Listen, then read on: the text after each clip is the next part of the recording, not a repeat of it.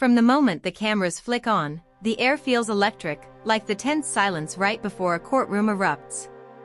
In this fictionalized drama, whispers ripple across social media as unseen footage surfaces, sending shockwaves through the legal and entertainment worlds alike.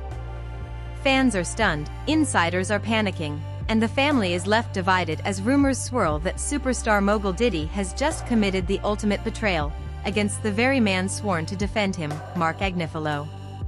In this imagined twist-filled universe, sources claim Agnifilo is fuming behind closed doors, pacing across his dimly lit office as he mutters, "He promised me everything, and gave me nothing." The betrayal? A secret move Diddy allegedly made that could shatter Marc's reputation, upend his career, and plunge the entire case into chaos. Tension builds as the fictional footage, never before seen by the public, threatens to expose conversations, backdoor deals, and explosive moments no one was supposed to witness. Emotions run high. Alliances crumble. And with every new rumor, fans brace for the fallout that could end a legal career and ignite a media firestorm unlike anything seen before. This is Diddy, The Reckoning, where nothing is as it seems. The moment the fictional drama begins, the tension hangs in the air like thick smoke, curling in the corners of every room where insiders whisper and fans refresh their timelines in disbelief.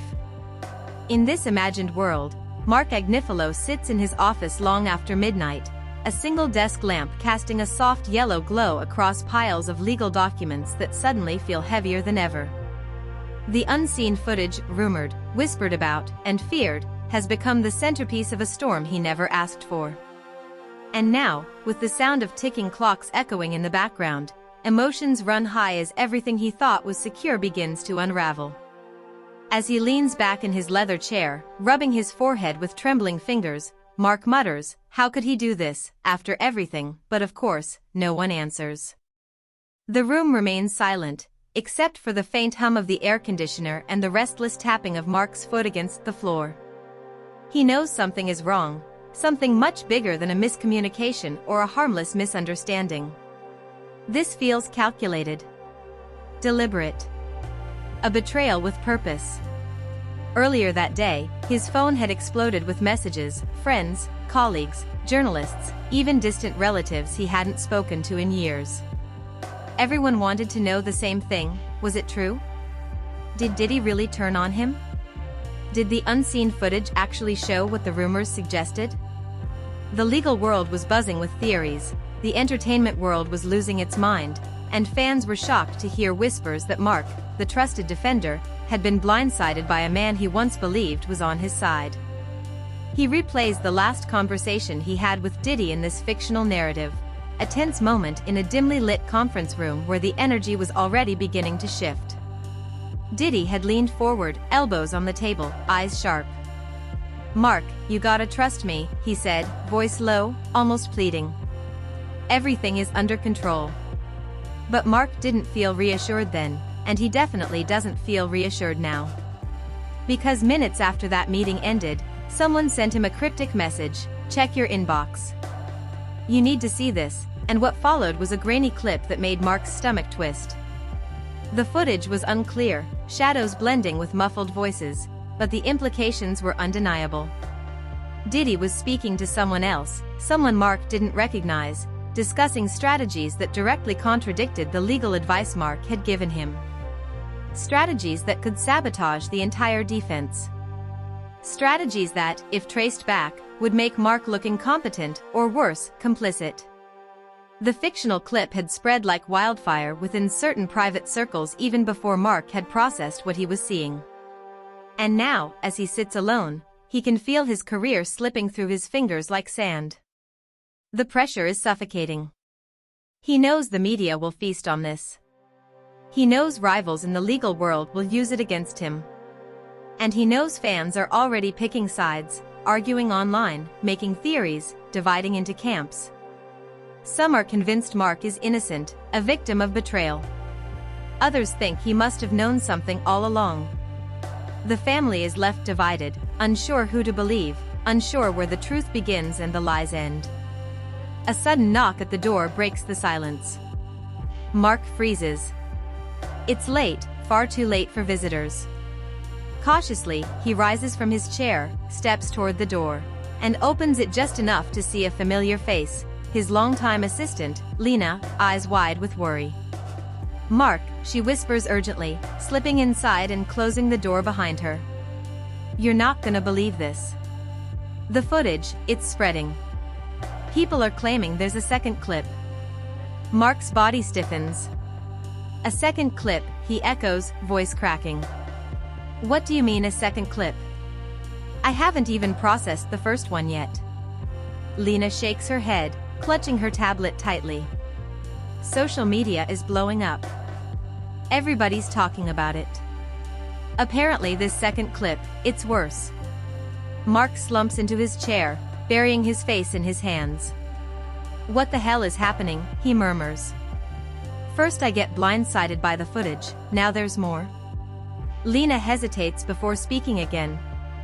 "And that's not all. Diddy's team just released a statement, and it doesn't mention you. At all." Marc's head snaps up. "What?" "Nothing," she repeats softly. "No defense of you. No clarification. No acknowledgement of your involvement. They're acting like the footage has nothing to do with them." Marc stares at her, stunned. This isn't an oversight. This is avoidance. This is distancing. This is betrayal dressed up as silence. "I need answers," he whispers. "I need to know why he's doing this." Lena nods. "Maybe you should talk to him." But Marc knows better. Diddy isn't exactly accessible when storms hit. He has layers of protection, teams, advisors, strategists, who filter every message and sculpt every move. But Marc also knows he's running out of time. Narratives shape themselves quickly. Careers get destroyed overnight. And if he doesn't act soon, the world is going to decide his fate for him. He stands abruptly, grabbing his coat from the back of his chair. "I'm going to see him," he says, determination rising like fire in his chest. Lena blinks. "Now?" "Marc, it's almost 2 in the morning. I don't care. I need answers. I need something, anything that explains why he would go behind my back like this." As Marc storms toward the exit, Lena follows, trying to talk him down. "We should think this through. What if the footage isn't what it looks like? What if someone edited it to create drama? What if it's all a setup?" Marc pauses at the door, her words hitting him with unexpected force. Could it be a setup? A smear campaign? Someone trying to pit him and Diddy against each other? Nothing would surprise him at this point. But the part of him that knows Diddy, the part that remembers every evasive answer, every sudden change of story, every moment of tension, feels a sting of doubt. "Maybe," Marc says softly. "But I won't know until I talk to him." The hallway is cold as they step outside, footsteps echoing. Marc's mind races with possibilities. Every phone call from earlier replays in his head. Every warning. Every whisper. Every person telling him, "Be careful," and now, as he heads toward the parking garage, he can't shake the feeling that he's walking into something much bigger than betrayal, something deeper, more tangled, and dangerously unpredictable. As the elevator doors close behind him, he catches a final glimpse of Lena's worried expression. And for a moment, he wonders if she's right to be scared. Because whatever waits for him on the other side of this confrontation, it might be the point of no return. And that is exactly where part 1 ends. The elevator descends with a low mechanical hum, and Marc stares at his reflection in the brushed metal walls. His eyes look tired, but behind that exhaustion burns a fire, anger, confusion, and the desperate need for clarity. As the doors slide open into the dimly lit parking garage, Marc's footsteps echo sharply, slicing through the stillness. Every step feels heavier than the last, as if the weight of the entire situation is pressing down on him, refusing to let go. He climbs into his car and sits for a moment, gripping the steering wheel tightly. Flashes of the footage flicker through his mind. Diddy's voice, the unfamiliar person he was speaking to, the eeriness of the shadows. Marc whispers to himself, this doesn't make sense. None of this fits, but inside, a deeper fear gnaws at him. What if it does make sense? What if everything he tried to ignore, every red flag he brushed aside, was leading to this exact moment? The drive to Diddy's estate is quiet, the streets mostly empty at this late hour. Marc keeps replaying the possibilities. Maybe Diddy panicked. Maybe he thought Marc wasn't doing enough. Maybe someone else got in his ear, stirring doubts, planting seeds of distrust. In the world of high-stakes legal drama, paranoia spreads fast, and loyalty is fragile. But this feels different. This feels personal. When he reaches the gated entrance of the estate, he's immediately met by two security guards who step forward, shining flashlights into his car.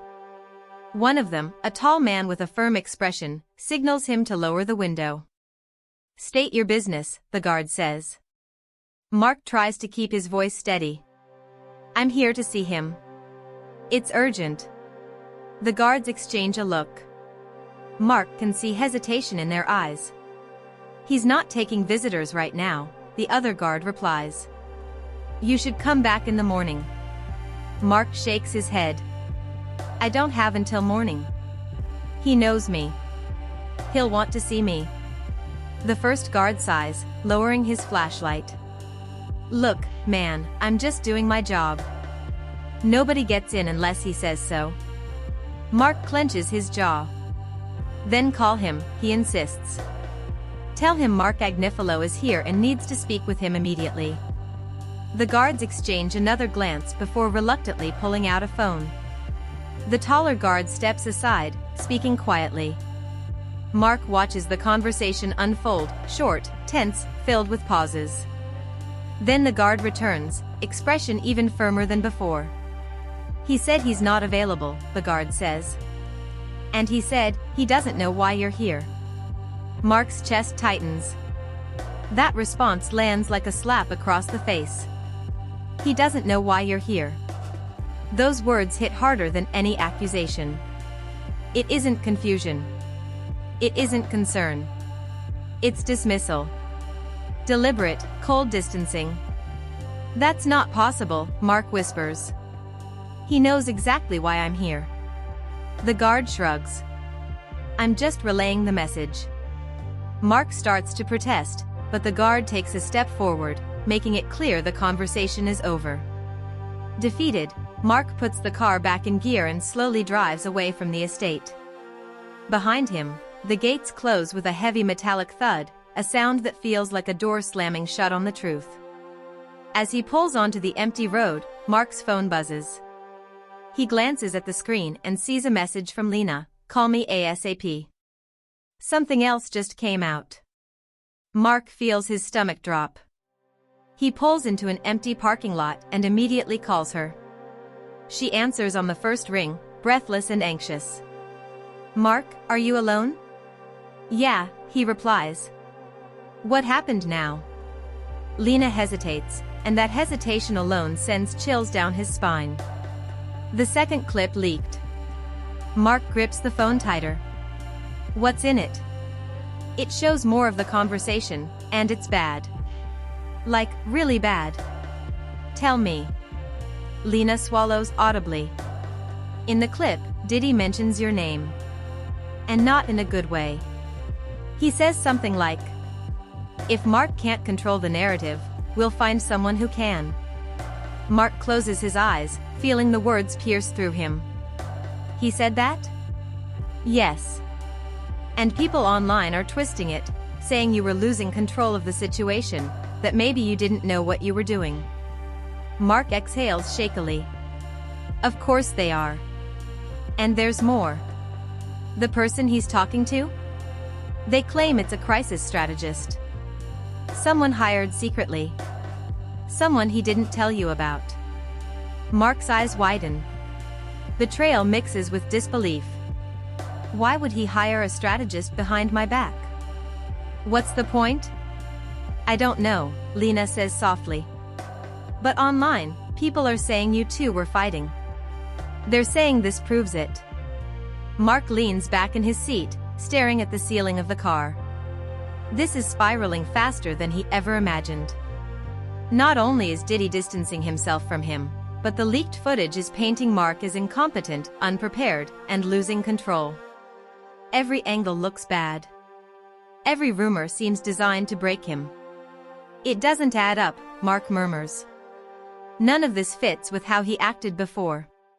Why go through all these months pretending we were on the same page if he planned to throw me under the bus? Lena remains silent for a moment before saying, Marc, what if he didn't plan it? What if someone else is pulling strings here? Someone who gains something from turning you two against each other? Marc considers it. It's possible. In the world he works in, there are always people lurking in the shadows, waiting for the perfect moment to strike. Maybe someone wants his position. Maybe someone wants Diddy to lose trust in him. Maybe someone wants chaos. Before he can answer, another incoming call flashes on his phone. Unknown number. Marc hesitates. Should I pick up? He asks. It might be important, Lena replies. Marc switches to the call. Hello? A distorted voice speaks on the other end, low and unsettling. You need to stop digging. Marc freezes. Who is this? Stop digging, the voice repeats, unless you want everything you've worked for to disappear. Marc's pulse spikes. If you think you can intimidate me. This isn't intimidation, the voice interrupts calmly. It's a warning. You're getting too close. Leave it alone. Before Marc can respond, the line goes dead. He stares at the phone, stunned, his heart racing. The threat wasn't loud or dramatic. It was quiet, like someone who knew they didn't need to raise their voice to scare him. Someone who knew exactly what he stood to lose. Lena's voice returns through the speaker. Marc? Marc? Who was it? I don't know, he whispers. But whoever they are, they're watching. For a moment, neither of them speaks. The silence is filled with tension, fear, and questions that don't have answers. Finally, Lena says, Marc, come back to the office. We need to figure out what to do next. Marc nods, even though she can't see him. I'm on my way. He starts the car again, pulling out of the lot. The city lights blur past as he drives, mind racing with thoughts of threats, betrayals, and hidden agendas. If Diddy really turned against him, why? If someone else orchestrated this, who? And why now? As Marc turns onto the street leading back to his office, a chilling realization settles over him. This isn't just professional sabotage. This is personal. And it's only getting started. Marc pulls into the familiar parking lot of his office building, but tonight, it feels different, darker, heavier, almost ominous. The soft glow of the streetlights barely cuts through the shadows, and as he steps out of the car, he can't shake the feeling that eyes are on him. Maybe it's paranoia, maybe it's the late hour, or maybe it's the echo of that chilling warning from the distorted voice. Whatever it is, it sends a shiver crawling down his spine as he walks toward the entrance. The elevator ride feels slower than usual, each floor creeping past with agonizing hesitation. When the doors finally open, Lena is standing at the end of the hallway, arms crossed, foot tapping anxiously. Her eyes widen with relief when she sees him. Thank God, she whispers. I was starting to think something happened. Marc forces a tired smile. I'm here. Just dealing with a lot. You look exhausted, Lena says gently. I feel worse, Marc replies, stepping into his office. Okay, show me everything. The second clip, the reactions, all of it. Lena pulls up several windows on her laptop, each one filled with chaotic activity, social media threads, gossip blogs, legal analysts offering loud opinions, fan theories spiraling out of control. Marc watches as his name flashes across the screen over and over, sometimes sympathetically, sometimes brutally. They're picking it apart frame by frame, Lena explains. People are convinced you and Diddy had some huge falling out behind the scenes. Great, Marc mutters. Just what I needed. Speculation from strangers who think they're experts. But as he watches more clips surface, reaction videos, commentary streams, people claiming inside knowledge, he realizes something unsettling. Many of the narratives being pushed online don't feel organic. They feel organized. Coordinated. Look at this, Lena says, zooming in on a thread. 20 different burner accounts all posting the same talking points within minutes. Someone is feeding them information. Marc frowns. So it's a smear campaign. It looks like it. Marc sinks into his chair, rubbing his temples. But who would benefit from this? Who wants me and Diddy at war? Well, Lena says, pulling up another screen, there's another rumor spreading too. Someone claims a third clip exists. Marc freezes. A third clip? You've got to be kidding. And supposedly, Lena continues, this one shows you losing your temper during a meeting. Marc's eyes snap open. That never happened. I know, Lena says quickly. I know it didn't. But that doesn't matter to the internet. Someone just needs to say it did. Marc lets out a bitter laugh. So now they're fabricating footage? It wouldn't be the first time someone deepfaked something for attention, Lena says quietly. He sighs, leaning back. What a mess. I need to talk to Diddy. Even if he doesn't want to see me, I have to try again. Before Lena can respond, Marc's phone buzzes. This time, it's a familiar name on the screen, Devin, a longtime friend and fellow attorney. Marc quickly answers. Devin, tell me you have good news. I wish I did, Devin replies grimly. Listen, I don't know what you and Diddy have going on, but people are talking. Big firms. The kind that watch everything. Some are saying you lost control of the case. Others think Diddy pushed you out without making it official. I didn't lose control, Marc snaps. None of this makes sense. I know, Devin says. But perception becomes reality fast in this business. You need to get ahead of it. I'm trying, Marc says. Devin lowers his voice. Marc, there's something else. Someone told me a board member from one of Diddy's companies is involved in the leaks. Marc sits up straighter. What? Why would a board member be involved? No idea, Devin says. But I'd tread carefully. If they're leaking things strategically, it means someone with power wants this narrative out there. Marc's heart pounds. Thanks, Devin. I'll call you later. When the call ends, Marc looks at Lena, eyes wide. It's internal, he whispers. Someone in his inner circle wants me gone. Lena nods. That's what it sounds like. Marc stands, pacing the room. But why? What's the motive? Money? Influence? Ego? Or maybe, Lena says softly, they're trying to protect Diddy by making you the scapegoat. That thought hits Marc harder than he expects. He stops in place, staring at the floor. Scapegoat. The word rings in his ears. It makes sense in the worst possible way. If Diddy needs someone to blame, someone to sacrifice in the court of public opinion, Marc fits the role perfectly. He's high-profile enough to attract attention but not powerful enough to fight the entire entertainment industry alone. I can't believe he'd let them throw me under the bus, Marc murmurs. People do drastic things under pressure, Lena says. Even betray people they rely on. Marc grips the edge of his desk, knuckles white. I gave him everything. Hours, strategy, protection. And this is how he repays me? By letting them destroy my career? Lena places a hand on his shoulder. Then don't let them. Fight back. How? Marc snaps. I don't even know who the enemy is. As if on cue, his email pings with a new message. Marc hesitates before opening it.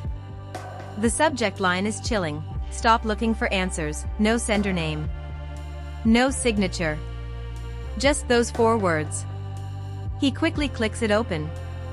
Inside is a single attachment, a blurred image of him entering his office earlier tonight. The timestamp matches exactly when he returned. Mark's stomach twists. Someone is watching him. Recording him. Tracking his movements. Lena gasps. Mark, this is serious. You need protection. I need the truth, Mark corrects. Someone is trying to intimidate me. Which means I'm onto something. The office suddenly feels suffocating. Mark walks to the window and peers outside, scanning the shadows. Every parked car looks suspicious. Every flickering light feels deliberate. Paranoia wraps around him like a cold blanket. We can't stay here, Lena whispers. We don't know who's watching. You're right, Mark says. Let's go somewhere private. Somewhere no one expects us to be. They gather their things quickly, turning off lights, covering screens. As they walk down the hallway, the silence is oppressive. Even the hum of the air vents feels threatening. They reach the elevator, but Mark hesitates. Stairs, he murmurs. I don't trust the elevator right now. They descend 5 flights quietly, footsteps soft against the concrete. When they reach the back exit, Mark pushes it open cautiously and scans the alley outside. It's empty. They step into the night, moving quickly toward Lena's car. Where are we going? She asks. Somewhere they won't track us, Mark says. My brother's cabin. No cameras. No signal. No one knows about it except family. Lena nods. Good. We can regroup. As they drive through the sleeping city, Mark watches the rearview mirror obsessively. Every car feels suspicious. Every turn feels too sharp. Every shadow feels alive. After an hour on the highway, the city lights fade, replaced by darkness and long stretches of quiet road. Finally, they reach the small dirt path leading toward the secluded cabin. The trees loom tall, branches twisting like skeletal arms in the faint moonlight. When they arrive, Mark unlocks the door and steps inside. The cabin smells of old wood and dust, untouched for months. But despite its rustic emptiness, it feels safer than the city. I can't believe this is happening, Lena mutters, dropping her bag on the floor. Me neither, Mark says. But we're here. And we're going to figure this out. The two sit across from each other at the wooden table. Outside, the wind rustles through the trees. Inside, tension thickens the air. Mark leans forward. We start from the beginning. The footage. The leaks. The threats. Someone is behind all of it. Someone who gains from turning me against Diddy. Lena nods.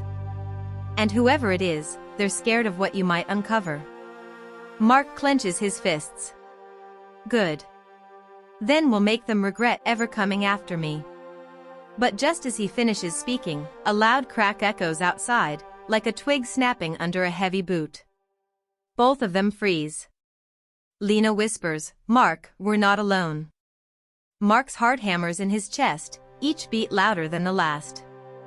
The sound of that crack outside the cabin lingers like a warning, reminding him that the shadows he's been running from are closer than he thought. He slowly rises from the table, motioning for Lena to stay behind him.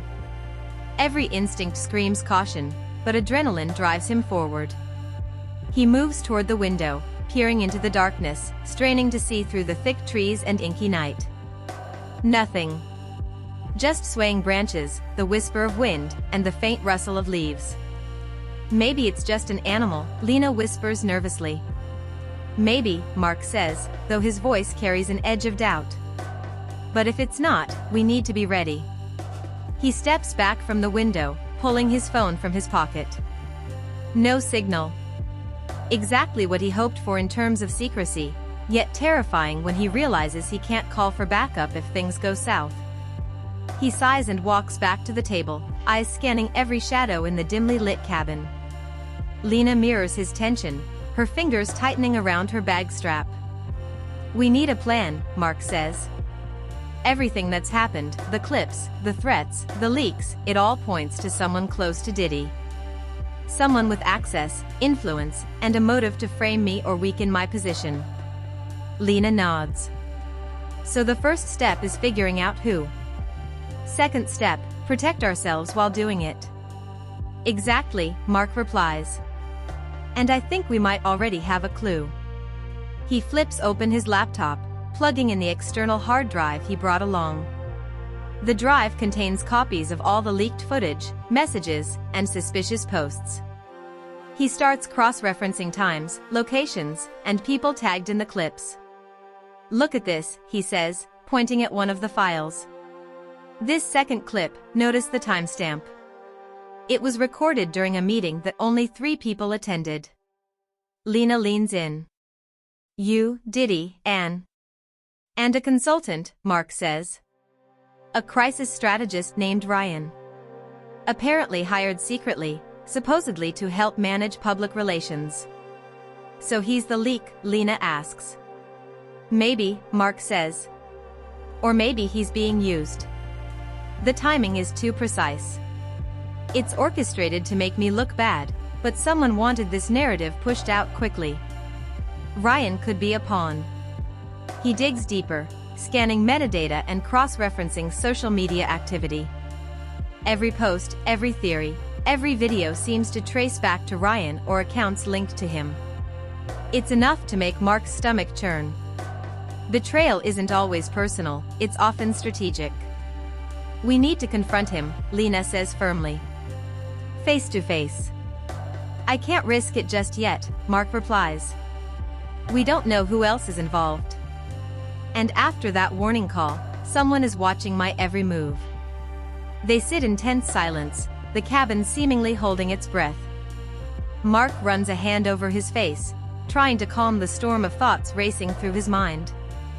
He remembers the distorted voice warning him to stop digging, the clips, the leaks, the online chaos. Every piece fits together in a puzzle that threatens to destroy everything he's worked for. Then, a knock at the cabin door shatters the fragile calm. Both Marc and Lena freeze. It's deliberate. Slow. A calculated rhythm. Marc signals for silence. "Who is it?" Lena whispers. "I don't know," Marc says, moving quietly toward the door. "Stay back." He cracks the door open just enough to peek outside. The night is still, empty, but there's a figure tall, wearing dark clothing, a hood pulled low over their face, standing just beyond the porch light.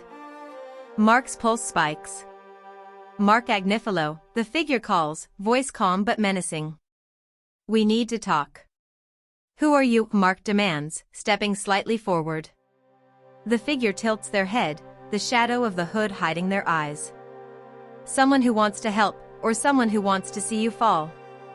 The choice is yours." Lena grabs Marc's arm. "Don't open it," she warns. "I have to know," Marc mutters. He slowly opens the door wider. The figure steps forward into the light, and Marc catches a glimpse of their face, someone familiar, someone he didn't expect. His mind races. "Ryan," Marc says under his breath. "You." Ryan smirks. "Surprised to see me?" "What's going on?" Marc demands. "Are you behind the leaks?" Ryan holds up his hands. "I'm not the villain here, at least, not the mastermind. I'm a messenger, and right now, you're in way over your head. Diddy, he didn't betray you. At least, not fully. But his people, his inner circle, they're playing a game, and you're right in the middle." Marc's anger flares. "So you're saying I'm just a pawn?" "Exactly," Ryan says calmly. "And if you don't play it right, you'll lose everything." Lena glares at him. "And why should we trust you?" "Because," Ryan replies, "I'm the only one who knows the full picture. The leaks, the clips, the threats, they're all designed to push you and Diddy apart. If that happens, you won't survive in the public eye. Neither will he. Marc swallows hard, trying to process the revelation. Every betrayal, every rumor, every smear, it wasn't just chaos. It was strategy. Manipulation at a level he hadn't anticipated. What do we do? Marc asks, finally. Ryan steps closer, lowering his voice. You need leverage. You need proof that someone inside Diddy's circle is orchestrating this. And you need it fast, before the media, the fans, and the law decide your fate for you. Marc nods slowly. How do I get it? There's a server, Ryan says. Hidden. Connected to all the leaked footage and communications. If you can access it, you'll have everything you need: emails, timestamps, messages, proof that it wasn't you, and that Diddy might still be on your side. And you'll help me? Marc asks. I'll guide you, Ryan says, but it's dangerous. Someone is watching, someone is always listening. You need to move carefully. And once we get the proof, the narrative changes instantly. Suddenly, you're the hero, and those trying to sabotage you are exposed. Marc exhales deeply. Okay. Let's do it. The next few hours are a blur. They gather equipment, mask identities, and move through shadowed streets, avoiding surveillance. Every turn feels like a potential trap, every moment filled with tension. Marc's adrenaline surges, every nerve on edge. He feels alive, terrified, and focused in a way he hasn't in months. Finally, they reach the server location, a discreet office in a nondescript building. Ryan works quickly, bypassing security systems and unlocking encrypted files. Marc watches, amazed at how precise and controlled every movement is. Here, Ryan whispers, handing Marc a portable drive. This has everything you need. Copy it, study it, and decide your next move. This could change everything. Marc grips the drive tightly. Hope and fear clash inside him. The stakes have never been higher, the danger never more real. He realizes that if he succeeds, his reputation, and possibly Diddy's, could be saved. If he fails, everything he's worked for could collapse overnight. As they leave the building and disappear into the night, Marc knows one thing with certainty: the war isn't over.